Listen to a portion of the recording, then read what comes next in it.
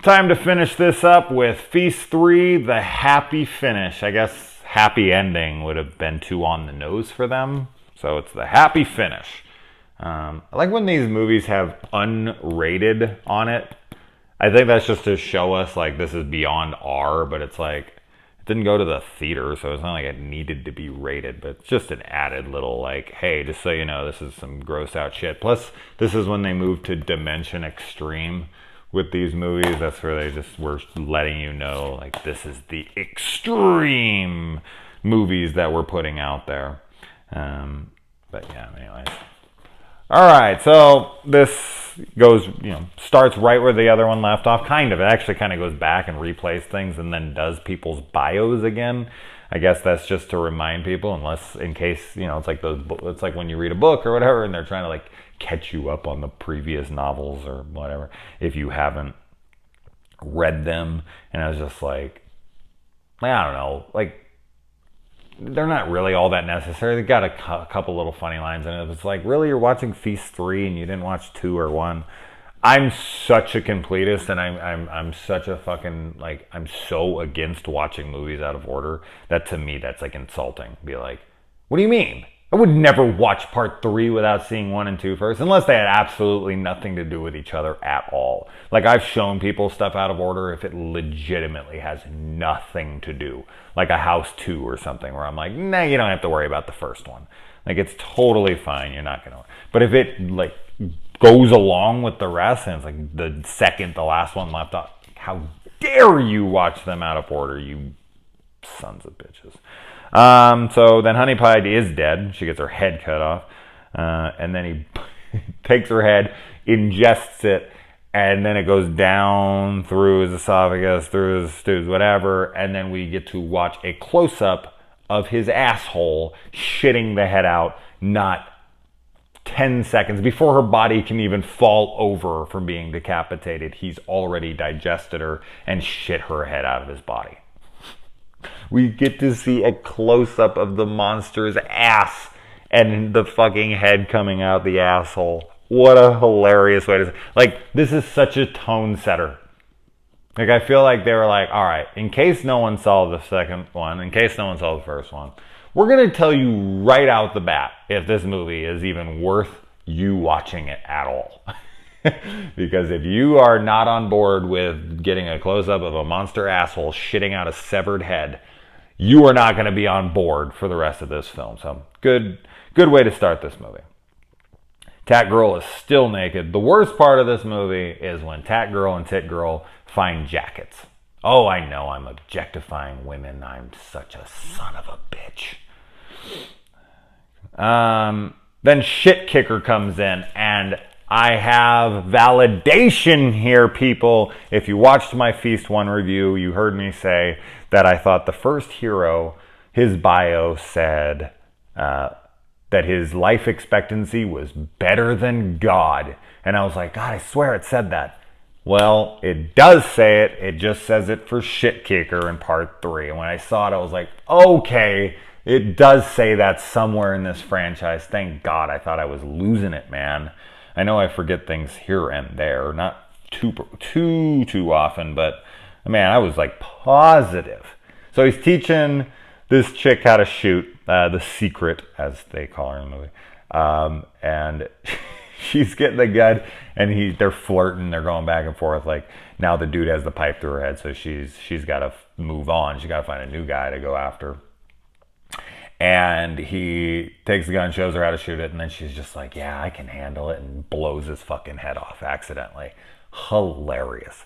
Why doesn't that kind of shit happen more in movies? We need more of that kind of stuff. We need more of those scenes like in Out of Sight or Burn After Reading, or like these sequences, or fucking The Departed, where you're just, somebody gets shot in the head that you're never, like, the scene comes out of absolutely nowhere and you're like, what the fuck just happened?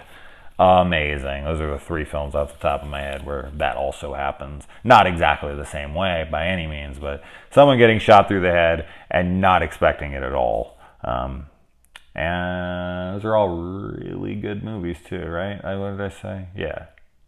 Yeah, I really like Burn After Reading. Whatever. I'm not... I always try to stay on track, but... I'm not good at that, people. I'm not good at that. And Pipehead. That's how I've got him down here. I can't remember what the fucking name is, but the guy with the pipe through his head. So I'm just going to call him Pipehead from now on. But Pipehead has his subtitles because you can't hear or understand a goddamn thing the guy's saying. So we get subtitles for us. Somehow the characters in the movie understand what he's saying, but we get it. And then he... so then Slasher goes in. They get locked in this like shipping container.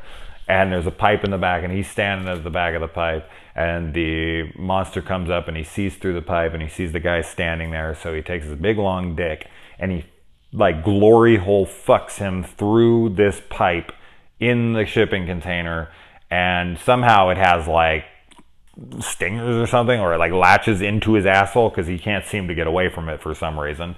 So there's got to be some kind of like Spider-Man webbing on there or something that keeps him there and just pushes him forward, ejaculates inside of him. Then he starts to swell up like the frickin' one of the 3 storms from Big Trouble in Little China.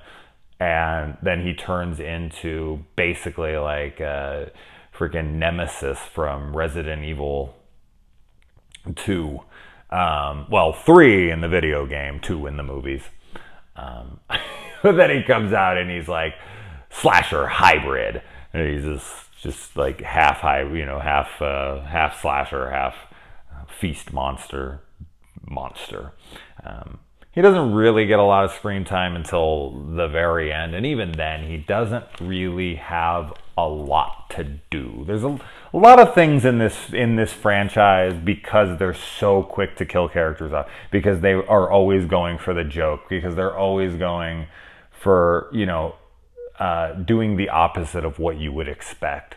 They actually kind of kill a lot of scenes that could have meant something, which is fine. I'm not saying that isn't. I'm just saying there's a lot of things that become a little lackluster because that's the intention of it. But yeah, that's kind of one of them where they set up this big hybrid monster and you think it's going to fuck shit up, but it doesn't really do a ton. But we'll talk about its demise here in a minute. And when the Slasher hybrid runs at them and chases after him, it has big balls, and the balls like go over and knock the camera over as it's running. I don't know if that was planned and written into the script, but holy shit, man. I actually kind of wish that was a happy accident. Like the dude in the suit was just running at the camera and it just balls hit and knocked over the camera, and they're like, we are keeping that shit. Ridiculous. Then Tit Girl gets blinded.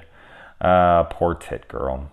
And then she gets destroyed, killed. No, poor Tit Girl. And then they take the bus and they're trying to leave, and Tat Girl's doing her little crying. She has teardrops and she's like, as they're running towards the bus, and then the bus runs out of gas. And then they're just sitting there waiting, and they just let them in, even though she could have like closed the door, blocked it, whatever. She's just like, fuck, I'll let them in, whatever. I guess they caught, this is fate. And of course they can't get the bus started again, so it's completely pointless. And then this is when they run into the Prophet, or like a Gandalf or something, who's this mentally handicapped dude who has a hearing aid that is the reason why he can fend off the demons. He comes out in a cloak and he's like, back, demons, back. I say, get back. And he says something about like, oh man, I like killing people, fags, or something. I can't remember. I don't know what the hell he says in that line, but it's just like he's in a church. He's mentally handicapped and he's saying the words faggot, and I was just like, oh my god, this movie's so hilariously offensive. Thank you. I don't know if it could be made today. I don't know, man. You'd have people just crying online, but fucking people are crying online about everything anyways. There's nothing you can do. Go to a YouTube comment section of anything. I don't give a shit what it is. You will find oppositions and loud voices. I don't care how fucking like sound the arguments are in the video, whatever. You can make a video about anything, okay? Anything on earth. Trust me, I get shitty comments all the time. I got Cracker Jack tattoos, I guess. That was pretty funny. Someone actually explained that to me. I was like, what the fuck does that mean? It was the way he worded it. If he would have just said that, I would have been like, oh. But anyway, Cracker Jack tattoos. That was pretty good. I'll give him that. And then Tat Girl gets killed. No, not Tat Girl. Oh, that was tough. She just kept getting stabbed and stabbed and stabbed and stabbed and stabbed. And I was like, no. And then this freaking Kung Fu dude comes in. Jean-Claude Seagal comes down. That's his actual name in the movie. And he beats the shit out of these guys. This guy clearly is a real martial artist because he is, or an acrobat.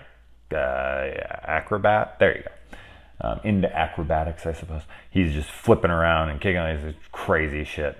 Very Jean-Claude Van Damme, or more like Scott Adkins of New. He can do more shit than Van Damme could ever do. He's just way more flashy. And then, like, right as he enters, he's there to kick ass, because all the heroes in this never fare well. But he's there, he's going to kick ass, and then 2 seconds later, his arm is ripped from his body.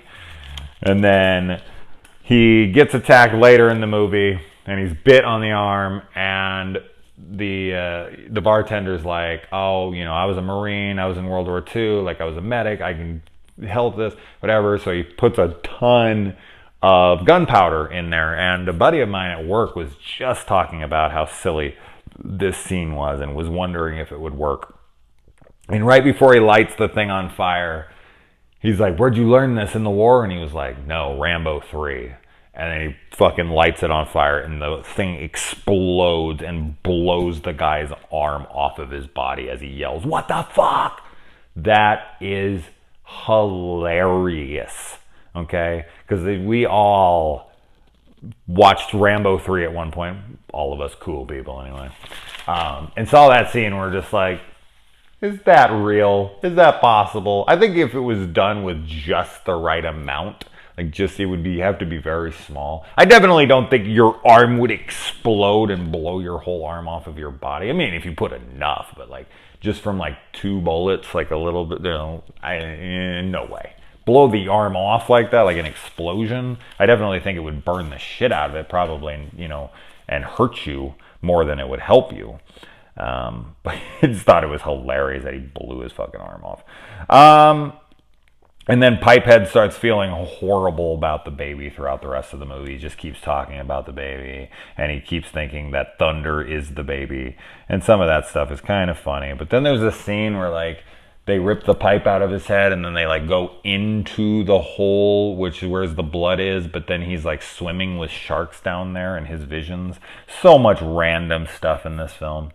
And then they run into zombies underground because they've been infected. Of course they do. Of course they do. Or, technically, because they're wanting to eat them and they're underground. I think that would make them cannibalistic humanoid underground dwellers.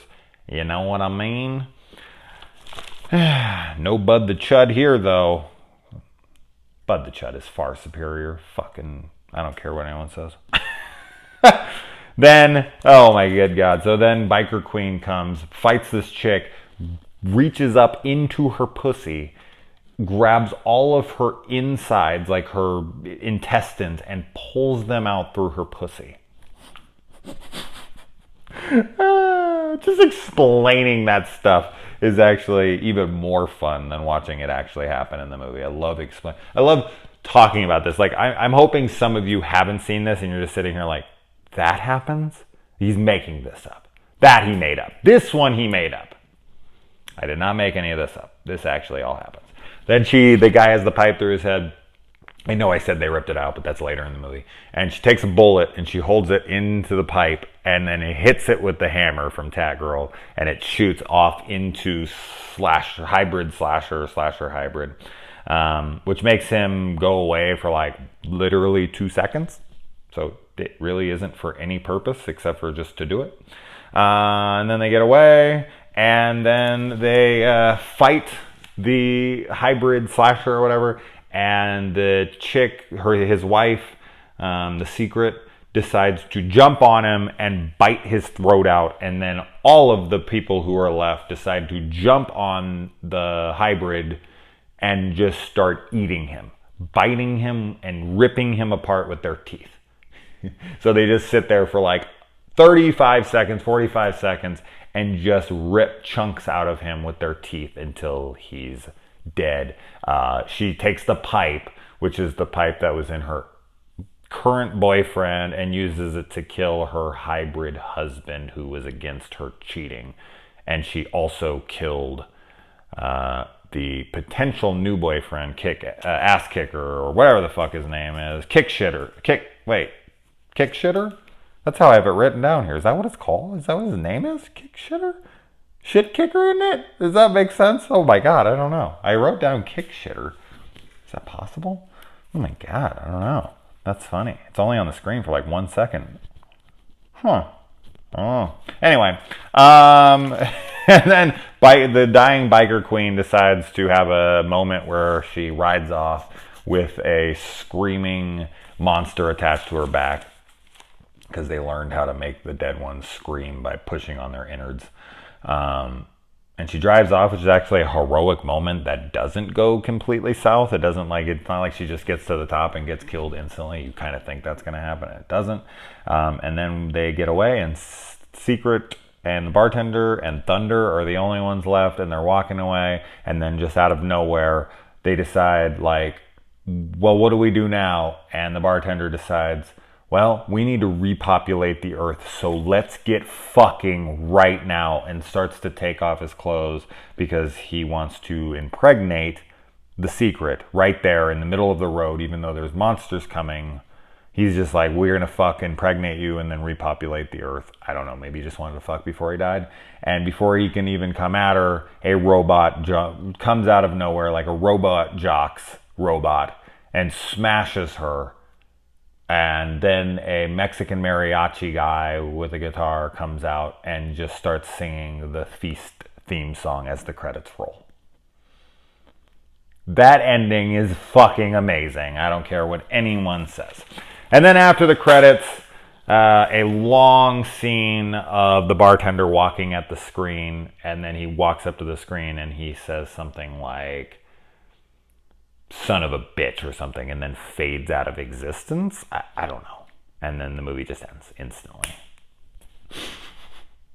Yeah, just a total what the fuck ever ending. But it ends with Clu Gallagher, the director's father, who made it through all 3 movies, is the only survivor that we're 100% positive is survived till the last second of the movie. So there you go, the happy finish. I am happy to be finished. The feasts have been knocked out, and pop those back in, and we'll call it a night, people. So I asked some Patreons what their next series they would like me to review is, so I'm taking stuff from them. I figure if they're donating to me, they might as well have good say over it. So if you guys want to check out my Patreon and support the channel, that'd be awesome. There you go, Rebecca. I plugged my Patreon. Are you proud of me? I'm so bad at that stuff, guys. I'm so bad. I never want to be like, subscribe to the channel, give me a thumbs up, and check out my Patreon, my Instagram, my Twitter. Like, I have such a pride about that. And it's a stupid pride. I feel like freaking Marcellus Wallace in Pulp Fiction talking to Butch. Fuck pride. Like, that's the way, I'm always screaming that in my head. Like, no, man, like, you do this channel. Like, it's okay to promote yourself. Like, who else the fuck is gonna do it, you know? But I just have such a mental block on that. I'm always just sitting there like at the end of my videos. I honestly don't even think about it most of the time, but every time I do, I'm like, and all right, guys, have a good one. Like, it's stupid. I know, but I have such a hard time with it. I don't, but